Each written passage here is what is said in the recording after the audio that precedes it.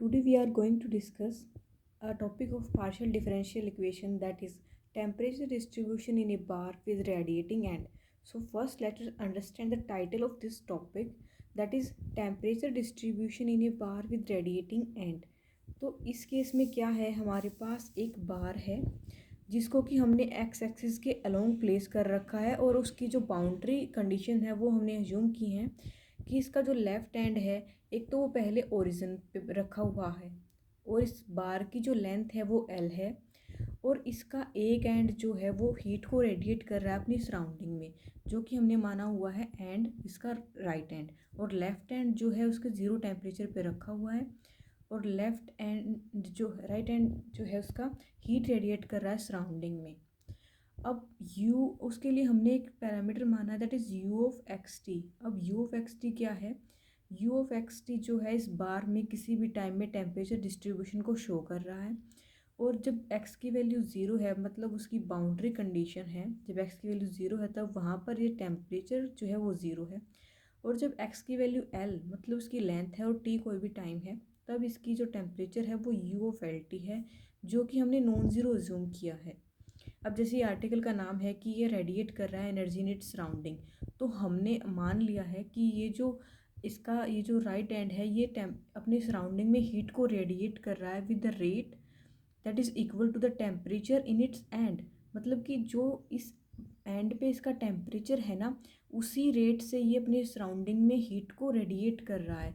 जैसे कि D of you मतलब change in temperature along x axis, क्योंकि ये बार एक्स एक्सिस के अलोंग रखी हुई है, वो किसके प्रोपोर्शनल मानी है हमने, जितना कि इस एंड पे टेम्परेचर है वो कितना है u of l t with minus sign, क्योंकि हीट जो है वो रेडिएट हो रही है, बाहर हीट का लॉस हो रहा है। ये है प्रोपोर्शनलिटी का सिंबल। और एक्स एक्सिस ये एक्स के रिस्पेक्ट में इसलिए लिया है क्योंकि ये जो बार है ये एक्स एक्सिस के अलोंग रखी हुई है। अब दैट इज़ पार्शियल, क्योंकि u जो है फंक्शन है वो x का भी है और t का भी, तो हम यहाँ पर पार्शियल डेरिवेटिव लेंगे। और फिर प्रोपोर्शनलिटी सिंबल को हटाते हम एक कांस्टेंट a का नाम रख देंगे, दैट इज़ ट्रांसफ़र कोफिशिएंट, या फिर इसको आप प्रोपोर्शनलिटी ऑफ कांस्टेंट भी मान के चल सकते हैं। So this is the topic where we have understand this bar temperature distribution in its left hand and its right hand. So अब देखो ये एक बार है, वो एक बार में जो भी है टेम्परेचर डिस्ट्रीब्यूशन को हम जो है हीट इक्वेशन की हेल्प से सोल्व करते हैं, और जो भी मैंने आपको बताया है वो सब कुछ यहाँ पे रिटर्न है कि हमने एक थिन होमोजीनियस बार माने जिसकी लेंथ एल है, जिसका कि जो लेफ़्ट एंड है वो मेंटेन करके रखा हुआ है एक टेम्परेचर ज़ीरो पे, और जो उसका राइट एंड है वो रेडिएट कर रहा है एनर्जी अपने सराउंडिंग मीडियम में, और वो जो है सराउंडिंग मीडियम में एक प्रोपोर्शनलिटी रेट से रेडिएट कर रहा है जितना कि उसके एंड पे टेम्परेचर है। अब ये होती है हमारे पास heat equation in one dimension, क्योंकि हम बार की बात कर रहे हैं that is placed along only X axis. These are boundary condition and this is initial condition. Initial condition मतलब जहाँ पर हमारे पास इनिशियली देखो टाइम पे कोऑर्डिनेट ज़ीरो है, इसका मतलब ये हमारे पास इनिशियल कंडीशन है। और एफ एक्स का मतलब क्या है, हमारे पास इनिशियल कंडीशन है u of x zero is equal to f of x. इसका मतलब ये है कि जब टाइम ज़ीरो है ना, तो इस बार के अंदर कहीं पर भी जो इस एक्स एक्सिस के परपेंडिकुलर टेम्परेचर वो हमने माना हुआ है f of x some function of x, मतलब उसके पास एक नॉन ज़ीरो वैल्यू है हमारे पास। अब ये जो बाउंड्री कंडीशंस हैं, इनिशियल कंडीशन मतलब टाइम ज़ीरो, इन तीन कंडीशंस के साथ हमारा काम क्या है, इस पूरी बार के अंदर टेम्परेचर डिस्ट्रीब्यूशन को फाइंड आउट करना। ये हमारा काम है इस आर्टिकल के अंदर। तो इसको हम सोल्व करेंगे by the help of heat equation. Heat equation ये है, ये हमारे पास बाउंड्री कंडीशन है, ये इनिशियल कंडीशन है, ये जब से मैंने आपको बता दी है कि किस रेट से वो अपनी हीट को रेडिएट कर रहा है। अब हम इसको सोल्व करेंगे by principle of separation of variable. उसके अकॉर्डिंग क्या है, देखो u जो है फंक्शन है x का भी है और t भी है, तो हम इसका जो हम सॉल्यूशन है इसको हम मान सकते हैं कि वो x का फंक्शन होगा और t का फंक्शन होगा, जहाँ पर हमें इनकी वैल्यू फाइंड आउट करनी है। ये तो हमने जस्ट एक अज्यूम किया है कि इसका सॉल्यूशन जो है वो x का फंक्शन होगा इनटू सम y का फंक्शन होगा, और फिर इसके बाद हम जो है ये जो इक्वेशन आई है हमने मान लिया कि इसका सॉल्यूशन है सम x का फंक्शन होगा और y का फंक्शन होगा। देखो मैंने लिख भी दिया, जहाँ पर x ऑफ x का मतलब क्या है, ये खाली x का फंक्शन है, और t ऑफ t मतलब ये t जो है खाली टाइम का फंक्शन है। अब इस वाली इक्वेशन को हम पार्शियली डिफरेंशिएट करेंगे, क्योंकि हमें अपनी जो हीट इक्वेशन होती है ये वाली, इसको हमें मॉडिफाई करना है। तो ये जो फंक्शन है ये एक्स का ही फंक्शन है, ये टी का ही फंक्शन है, तो हम इसका डिफरेंशिएट करेंगे जो पार्शियली करेंगे। लेकिन देखो जब इस तरफ आते हैं ना, तो ये एक्स ऑफ एक्स खाली एक्स का ही फंक्शन है, तो यहाँ पर हमारा टोटल डिफरेंशिएशन होगा, ना कि पार्शियल डिफरेंशिएशन, और खाली एक्स के रिस्पेक्ट में होगा। टी जो है वो एज इट इज़ पड़ा रहेगा, क्योंकि हम प्रोडक्ट रूल भी लगाएं तो टी अगर प्लस करके लिखें तो फिर वो ज़ीरो आ जाएगा, तो इतना ही काफ़ी है। और इसको हम एक्स डबल डैश से भी नोट करते हैं, मतलब सेकेंड टाइम डेरिवेटिव। और ऐसे ही फिर हम इसका पार्शियल डेरिवेटिव करते हैं विद रिस्पेक्ट टू टी, वो क्या आएगा, total derivative of t with respect to t into में एक्स। अब इन दो इक्वेशंस का यूज़ हम इसमें यूज़ करेंगे, तो हमारे पास ये वाली इक्वेशन आ जाएगी। देखो करली यू बाई करली टी की वैल्यू क्या थी, एक्स टी डैश, मतलब टी डैश का मतलब है D T by D T, तो ये ए स्क्वायर एज इट इज़, और इसकी वैल्यू भी यहाँ से पुट कर दी गई है। अब इस इक्वेशन को हम जो है एक्स टी से डिवाइड कर देंगे, इस तरफ एक्स टी से डिवाइड करेंगे तो एक्स से एक्स कैंसिल, हमारे पास सिर्फ टी बच जाएगा। सिमिलरली करके इस तरफ, अब देखो ये दो इक्वेशन अब बराबर हैं, लेकिन ये जो टी है ये खाली टी का फंक्शन है, और ये जो एक्स है ये खाली एक्स का ही फंक्शन है, और ना तो एक्स वाई के ऊपर डिपेंड करता ना वाई टी के ऊपर। दोनों फंक्शन एक्स और टी इंडिपेंडेंट है, और ये दोनों बराबर हैं। और ये दोनों बराबर कब हो सकते हैं, केवल जब ही इक्वल हो सकते हैं जब ये दोनों किसी एक कांस्टेंट के इक्वल हो, उसका नाम हमने लैम्डा रख दिया। अब यहाँ से जो है दो इक्वेशंस बनेंगी, एक बार तो इन दोनों को इक्वेट करके, एक बार इन दोनों को इक्वेट करके, तो वो इक्वेशन हमारे पास ये आई है, ये दो इक्वेशन। अब हम जो है लैम्डा के ऊपर कंडीशंस चला देंगे कि लैम्डा की वैल्यू ज़ीरो होगी, पॉजिटिव होगी, नेगेटिव होगी। अब देखो हमारे पास सबसे पहली कंडीशन क्या थी कि u ऑफ ज़ीरो टी हमारे पास ज़ीरो है, लेकिन हमने अज्यूम किया है कि u ऑफ एक्स टी किसके इक्वल है, x of x T of T. तो यहाँ पर x की वैल्यू है ज़ीरो और t वेरिएबल की वैल्यू t ही है।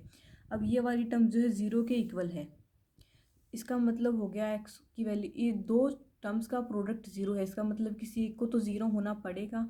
तो यहाँ से सिर्फ हम यही कह सकते हैं कि x ऑफ ज़ीरो ज़ीरो होगा, t ऑफ t नहीं होगा, क्योंकि अगर t ऑफ t ज़ीरो हो गया इसका मतलब हमारे पास u of x T zero है, क्योंकि u ऑफ एक्स टी किसके इक्वल था, x of x T of T. अब एक चीज़ के ज़ीरो होते वो पूरा ही ज़ीरो हो गया। और जब u of x T zero है, इसका मतलब हमारे पास ये कभी पॉसिबल हो सकता है जब हमारे पास एफ ऑफ एक्स ज़ीरो हो। ऐसा क्यों कह रहे हैं हम, क्योंकि देखो u ऑफ एक्स टी किसके इक्वल है, ज़ीरो टी, इनिशियल कंडीशन जो है हमारे पास एफ ऑफ एक्स के इक्वल है। अब ये कह रहे हैं कि कोई भी टी की वैल्यू डालो आप, इसका आंसर अगर ज़ीरो आ रहा है, ये ज़ीरो कब आएगा, जब एफ ऑफ एक्स की भी ज़ीरो के इक्वल होगा। लेकिन ऐसा तो नहीं है, हम मान के चले हुए हैं कि ये हमारे पास नॉन ज़ीरो है, इसका मतलब हमारे पास जो टी कोऑर्डिनेट है वो नॉन ज़ीरो है। और दूसरी वाली कंडीशन की जो सेकंड एंड है वो रेडिएटिंग एंड है, उसकी कंडीशन हमारे पास ये है, मतलब कि ये वाली कंडीशन थी ना कि u of l t is equal to curly u by curly t at point u of l t. मतलब कि दूसरे एंड पे हमारे पास क्या कंडीशन थी कि हमारे पास करली u बाय करली x किसके इक्वल था, minus A u of l T. अब इस कंडीशन को हम सोल्व करें तो क्या है, u x का ही फंक्शन है, t का भी फंक्शन है, तो यहाँ से हमारे पास क्या आ जाएगा, x का derivative with respect to x and t का derivative with respect to t, that is equal to minus का a x of l t of t। ये हम इस वजह से लिख रहे हैं ना क्योंकि हमने अज्यूम किया है कि u ऑफ एल टी इसके बराबर है, x of x t of t के बराबर है। तो फिर इसका मतलब इसका derivative with respect to x और t वेरिएबल ऐसे का ऐसे पड़ा है। अब यही कंडीशन यहाँ पे लिखी गई है, देखो अब T of T non zero है तो उसको अलग कर दिया, अब हमारे पास ये कंडीशन रह गई। अब इस थ्योरम को आगे करने से पहले हमें जो है ना स्टर्म लियावली थ्योरम को अंडरस्टैंड करना पड़ेगा, क्योंकि उसका यूज़ इसमें हो रखा है। देखो हमारे पास प्रॉब्लम क्या है, ये वाली इक्वेशन है, और इसके साथ हमें ये बाउंड्री कंडीशन भी है। अब ये वाली जो इक्वेशन है हमारे पास स्टर्म लियावली इक्वेशन है, और इसकी ये बाउंड्री वैल्यू इक्वेशन है। इस थ्योरम को आप स्टडी कर लेना। ये थ्योरम हमारे पास कहती है अगर हमारे पास ये वाली कंडीशन सेटिस्फाई हो और दूसरे वाली कंडीशन ये सेटिस्फाई हो, तब हमारे पास ये जो इक्वेशन होती है स्टर्म लियावली इक्वेशन, इसके पास जितनी भी इगन्स वैल्यू होती है ना वो सारी की सारी नॉन नेगेटिव होती हैं। इस रिज़ल्ट का कंक्लूज़न ये है, और इसको यूज़ करते हुए हम अपनी इस वाली इक्वेशन को सोल्व करेंगे, क्योंकि ये भी स्टर्म लियावली इक्वेशन है, आप इसको इसके साथ मैच कर सकते हैं। और फिर हमने इसके कोफिशिएंट को इक्वेट किया, यहाँ से इक्वेट किया। पी की वैल्यू देखो, जो डबल डेरिवेटिव वाली टर्म है उसके जो कोफिशिएंट्स को पी का नाम दिया है, यहाँ पर भी पी की वैल्यू फिर 1 है। और जो सिंगल जिसकी जो बिना डेरिवेटिव वाली टर्म है उसके कोफिशिएंट का नाम क्यू है, तो हमारे पास क्यू की वैल्यू क्या है, 0 है। ये हो गई। अब हम थ्योरम की कंडीशन को सेटिस्फाई कराते हैं। इसके अकॉर्डिंग क्यू की value greater than equal to 0 होनी चाहिए, हमारी क्यू की वैल्यू 0 है। और अब सेकंड वाली ये वाली कंडीशन को सेटिस्फाई कराते हैं। यहाँ पर हमारी बाउंड्री 0 से लेकर एल तक है, क्योंकि बार की लेंथ हमने एल एज्यूम की है। जब हम इसको सोल्व करते हैं तो हमारे पास ये वाली टर्म लेस देन 0 आती है। इसका मतलब हमारे पास टर्म वैल्यू थ्योरम से क्या है कि इसकी जितनी भी इगन वैल्यू है नॉन नेगेटिव है। अब लैम्डा इज इक्वल टू, अब ये कह रहा है कि अगर लैम्डा 0 के इक्वल अगर कोई ईगन वैल्यू है ना, तो उसके कोरस्पोंडिंग ईगन फंक्शन कांस्टेंट होगा। ये पूरी की पूरी चीज़ हमें इस थ्योरम की हेल्प से मिली है। ये सिर्फ जस्ट वैल्यू पुटिंग करके निकाला हुआ है, इसको इसमें कुछ नहीं है। अब ये जो ऊपर वाली इक्वेशंस जो मैंने कहा था, इसमें अब हम लैम्डा के ऊपर कंडीशंस चलाएंगे। सबसे पहले हमने मान लिया कि लैम्डा की वैल्यू अगर 0 होगी तब क्या होगा। तब हमारे पास एक्स ऑफ एक्स क्या होगा, ये होगा। वैसे होगा तो हमारे पास क्या, x double dash is equal to 0, क्योंकि लैम्डा की वैल्यू 0 होते ही ये वाली चीज़ मेरे पास 0 के इक्वल आ जाएगी। X double dash is equal to 0। अब इसका सॉल्यूशन निकालने के लिए हम क्या करेंगे, इसको 2 बार इंटीग्रेट कर देंगे। पहली बार इंटीग्रेट करेंगे तो हमारे पास क्या आएगा, x dash x is equal to some constant. फिर एक बार और से इंटीग्रेट कर देंगे, क्योंकि हमें डेरिवेटिव को रिमूव करना है। और डिफरेंशियल और इंटीग्रेटर जो है ऑपरेटर एक दूसरे के अपोजिट होते हैं, तो उसको कैंसिल आउट करके सिर्फ एक्स ऑफ एक्स बच जाएगा। और सी का इंटीग्रेशन फिर आ जाएगा सी एक्स प्लस डी, ये आ गया। अब हम इस सॉल्यूशन के ऊपर अपनी बाउंड्री कंडीशंस को अप्लाई करते हैं। पहले वाली कंडीशन जो कि हमने यहाँ से निकाली है कि x की वैल्यू 0 पे 0 है, तो हम इसको अप्लाई करते हैं कि x की वैल्यू 0 0 है। यहाँ से हमें मिल जाता है कि d 0 है, तो सॉल्यूशन हमारे पास बच गया x of x is equal to C. अब हम इसके ऊपर लगाते हैं अपनी second condition, that is x dash L is equal to minus A X of L. इसका यूज़ करके हमारे पास ये वाली चीज़ आ जाती है। अब देखो, अब हमारे पास ए भी नॉन जीरो है, एल भी नॉन जीरो, तो ये वाली टर्म तो हमारे पास नॉन जीरो है। इसका मतलब सी को ही जीरो होना पड़ेगा, क्योंकि 2 टर्म का प्रोडक्ट जीरो है, तो इसका मतलब ए को तो जीरो होना ही पड़ेगा। लेकिन सी जीरो है और डी भी जीरो है, इसका मतलब हमारे पास सॉल्यूशन ही जीरो आ गया। क्योंकि एक भी ज़ीरो हुआ तो हमारे पास सॉल्यूशन ज़ीरो ही आएगा। इसमें हमारे पास एक्स ऑफ एक्स की वैल्यू 0 आ गई, मतलब हमारे पास फाइनल सॉल्यूशन ही 0 आ गया। ये तो ट्रिवियल सॉल्यूशन है, तो हम ढूंढते हैं कि हमारे पास नॉन ट्रिवियल सॉल्यूशन आए, तो हम इस सॉल्यूशन को, इस केस को हम रिजेक्ट कर देते हैं, क्योंकि इसमें हमें ट्रिवियल सॉल्यूशन मिल रहा है। अब हम अपना सेकंड केस डिस्कस करते हैं। जब हमारे पास क्या है, जब ये जो लैम्डा है ये कोई भी नेगेटिव है, उसको हमने मान लिया माइनस ऑफ के स्क्वायर वेयर के इज़ ग्रेटर दैन 0। यहाँ पर ये जो हम मान के चलते हैं कि ये जो है कोई भी नॉन नेगेटिव इंटीजर होता है, तो देखो ये वाली इक्वेशन क्या बन जाएगी, लैम्डा की जगह माइनस के स्क्वायर पुट किया, इसको फिर से इसका जो है हमने सोल्व करके ये आया, ये इसका इक्वेशन। ये जो है पार्शियल डिफरेंशियल इक्वेशन की बुक में ही पूरा मेथड है कि इस टाइप की हम इक्वेशन को कैसे करते हैं। इसमें हम जनरली करते क्या है कि जो हमारे पास डी बाई डी एक्स होता है उसको डी ऑपरेटर मान लेते हैं, फिर वहाँ से डी की 2 इक्वेशन निकालते हैं, और जो ऑक्सिलरी सॉल्यूशन बनता है वो हमारे पास ये बनता है, क्योंकि इसके रूट्स क्या आएंगे प्लस माइनस के, और ऑक्सिलरी इक्वेशन लिखी, ये सॉल्यूशन हमारे पास मिल गए। अब इस सॉल्यूशन पे भी हम निकालेंगे अपनी कंडीशंस अप्लाई करते हैं, दैट इज़ बाउंड्री कंडीशंस। पहली कंडीशन कि एक्स ऑफ 0 0 देता है, तो इसके अंदर देखो एक्स को 0 पुट करो तो क्या आएगा, ई की पावर 0 1 होता है, यहाँ पर भी ई की पावर 0 1, तो सी प्लस डी आ गया। इसका मतलब सी किसके इक्वल है, माइनस डी। अब हम ना दूसरी वाली कंडीशन को अप्लाई करते हैं। हाँ, इसको देखो सी जो है वो डी माइनस डी के इक्वल आ गया, इसका मतलब एक्स ऑफ एक्स किसके इक्वल हो गया, डी किसके इक्वल आ गया, माइनस सी, तो सी को कॉमन निकाल सकते हैं। और फिर 2 से मल्टीप्लाई और 2 से डिवाइड कर दिया, तो ये फॉर्मूला बनता है मेरे पास शाइन हाइपरबोलिक ऑफ के एक्स, क्योंकि एंगल यहाँ पर के ऑफ एक्स है। तो हमारे पास अब ये वाली टर्म बन गई। अब हम इसके ऊपर अपनी सेकंड वाली कंडीशन लगाएंगे, दैट इज़ ये वाली कंडीशन जो हमने पीछे लिखी थी, जो राइट एंड पे जो कंडीशन थी, एक्स डैश एल पे जो कंडीशन है वो minus of A x L के इक्वल थी। जब हम इसको सोल्व करते हैं तो हमारे पास ये वाली टर्म आती है। अब देखो 2 टर्म का प्रोडक्ट 0 है, तो सी को 0 होना पड़ेगा या इसको 0 होना पड़ेगा। लेकिन अगर मैंने सी को 0 ले लिया तो ऑटोमेटिकली डी भी 0 हो जाएगा, क्योंकि वो उसके नेगेटिव ऑफ दैट इक्वल है वो उसके। और जैसे ही C B zero D B zero again X of x zero, इसका मतलब फिर यू ऑफ एक्स जो इज सोल्यूशन भी ज़ीरो, फिर से ट्रिवियल सोल्यूशन बन जाएगा। लेकिन हमें तो भाई नॉन ट्रिवियल सोल्यूशन चाहिए, तो उसके लिए हमें के को नॉन ज़ीरो लेना पड़ेगा और दूसरे वाले टर्म को ज़ीरो होना पड़ेगा। लेकिन ये क्या है, ये जो है एंगल जो है इनका के एल ये पॉजिटिव है, क्योंकि के कोई भी हमने ऊपर डिफाइन किया है पॉजिटिव, और एल जो है लेंथ वो पॉजिटिव है ही।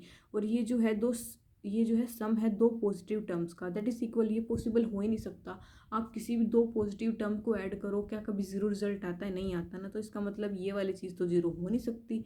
मतलब हम जो मान के चल रहे थे ना कि सी ज़ीरो आएगा, वो ऐसा कुछ भी नहीं है, सी नॉन ज़ीरो आएगा। तो हमें सी को ज़ीरो ही लेना पड़ेगा और कोई पॉसिबिलिटी बचती ही नहीं है। जैसे ही सी को ज़ीरो लिया, ये डी इसके इक्वल है, तो ये भी ज़ीरो हो जाएगा। फिर से हमारे पास non trivial solution trivial solution आ गया, और ट्रिवियल सोल्यूशन हमें नहीं चाहिए, तो हम इस केस को भी कर देंगे रिजेक्ट। अब हमारे पास बचता है थर्ड केस, दैट इज़ अगर हम इस लैम्डा को कोई भी नेगेटिव लेके चलें, लैम्डा इज इक्वल पॉजिटिव लेके चलें, नेगेटिव वाला तो हम डिस्कस कर चुके हैं ना। और हमें इस केस में मिलेगा नॉन ट्रिवियल सोल्यूशन। तो इस केस को डिस्कस करते हैं। अगेन वैसा ही है एकदम सेम कि ये वाला सॉल्यूशन आ गया। ये भी हमें अगर आपको जानना है कि ये कहाँ से आया, तो आप पार्शियल डिफरेंशियल इक्वेशन की बुक से पढ़िए। वहाँ से क्या होता है, ये जो है ऑक्सिलरी इक्वेशन आती है, और इस इक्वेशन के जो रूट्स हैं वो मेरे पास इमेजिनरी रूट्स हैं। क्योंकि अगर आप इसको सोल्व करेंगे, इसको मैं थोड़ा सा सोल्व करके दिखा देती हूँ। ये है हमारे पास एक्स डबल डैश प्लस में के स्क्वेयर एक्स। जब आप इसको सोल्व करते हैं, हम इसकी ऑक्सिलरी इक्वेशन लिखते हैं। वो क्या होती है, हम क्या करते हैं जनरली, जो डी बाई डी एक्स है ना, इस ऑपरेटर को हम डी मान लेते हैं, तो ये सेकंड डेरिवेटिव है, इसको तो हम डी स्क्वेयर मानेंगे, प्लस में k square is equal to zero. तो डी की वैल्यू क्या आई, प्लस माइनस के आयोटा। ये हमारे पास इमेजिनरी रूट्स है, और इमेजिनरी रूट्स आते ही इसका जो हमारे पास इसका जो सॉल्यूशन होता है, दैट इज़ पार्टिकुलर इंटीग्रल, वो क्या आएगा हमारे पास, कांस्टेंट इंटू में सम कोस ऑफ के एंगल जो भी होता है, और जो जो एक्स है वो एक्स का फंक्शन था, तो के एक्स प्लस में अनदर कांस्टेंट साइन ऑफ के एक्स। ये जब हमारे पास इसके रूट्स इमेजिनरी आते हैं तब ये सॉल्यूशन बनता है। तो हमारे पास अब ये वाला इमेजिनरी थे, तो ये सॉल्यूशन बन गया। अब इसके ऊपर हमने फिर से बाउंड्री कंडीशन लगाई कि एक्स ऑफ ज़ीरो ज़ीरो है। देखो जब इसके अंदर एक्स को ज़ीरो पुट करेंगे तो क्या आएगा, कोस ज़ीरो वन। इसका मतलब X of zero is equal to C आएगा, वो जो कि ज़ीरो के इक्वल है, तो सी भी ज़ीरो हो गया। तो हमारे पास सॉल्यूशन बच गया ये। अब इसके ऊपर हम लगाते हैं अपनी second condition, that is x dash L is equal to minus A x l. जब ये वाली कंडीशन लगाई तो हमारे पास ये वाली टर्म बच गई। अगेन हमारे पास ये वाली चीज़ बनती है, अगर हम डी को ज़ीरो लेते हैं तो पहले वाले केस की तरह क्या हो जाएगा, डी भी ज़ीरो सी भी zero, that is trivial solution जो हमें नहीं चाहिए। तो हम इस सेकंड वाली टर्म को ज़ीरो लेके चलेंगे। इसको हमने ज़ीरो लेके चले तो हमने इसको डिवाइड कर दिया कोस ऑफ के एल से, कोस ऑफ के एल से के एल कट गया, साइन बाई कोस होता है टेंजेंट ऑफ के एल। इसकी वैल्यू ये आ गई हमारे पास। अब इस इक्वेशन की हेल्प से हम इसके ईगन वैल्यूज़ निकालेंगे, ईगन फंक्शन निकालेंगे, और कोरस्पॉन्डिंग फिर हम इसका सॉल्यूशन भी निकालेंगे। तो इसके लिए हम है ना, इसके सॉल्यूशन के लिए हम इसका ग्राफ प्लॉट करते हैं।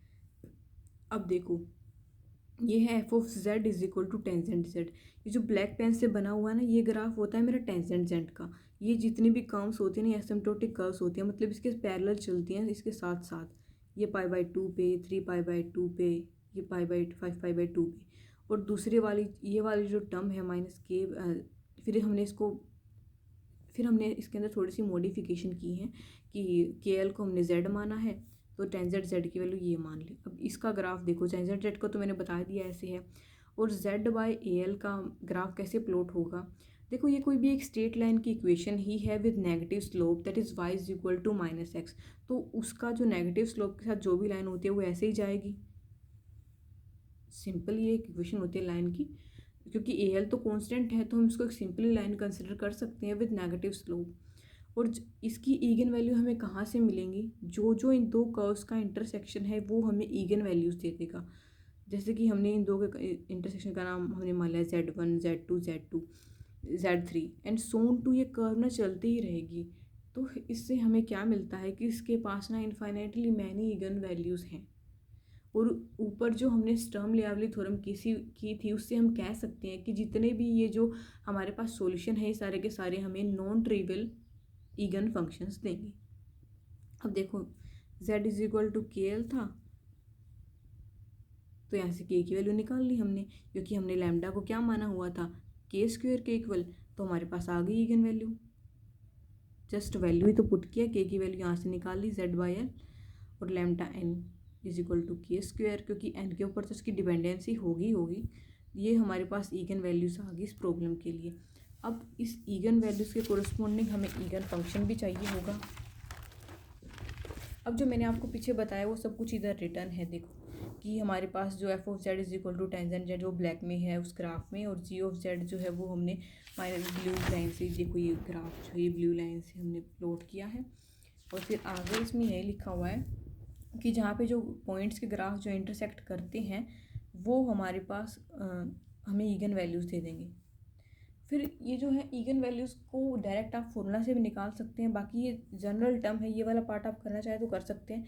It's not mandatory, this is for general understanding कि आपको पता होना चाहिए कि ईगन वैल्यूज़ कहाँ से आई हैं।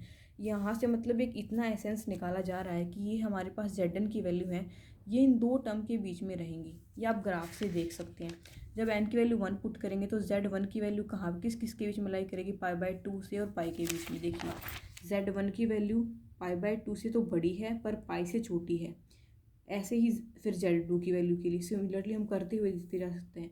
तो ये हमारे पास सीक्वेंस ऑफ डिक्रीजिंग टर्म्स बन गई। देखिए